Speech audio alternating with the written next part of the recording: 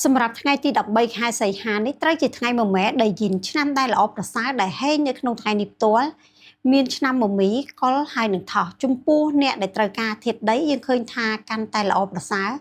ធម្មពលនៃធាតុដីមានកម្លាំងខ្លាំងមកទាំងរាសីមេឃហើយនិងរាសីដីចំពោះឆ្នាំដែលគួរតែមានការប្រុងប្រយ័ត្នទៅលើការសម្រេចចិត្តមុខរបរអាជីវកម្មការងារជាពិសេសទៅលើការគ្រប់គ្រងហិរញ្ញវត្ថុលុយកាក់មានឆ្នាំឆ្លូវធាតុទឹកវ័យ54ឆ្នាំនិងឆ្លូវធាតុឈើវ័យ42ឆ្នាំ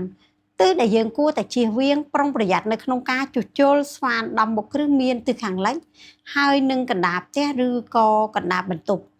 នៅក្នុងថ្ងៃនេះផ្ទាល់បើយើងក៏លេខទៅមើល12 Officer ជាថ្ងៃ Close Day ដែលយើងប្រើប្រាស់នៅរាល់ការបូកសរុប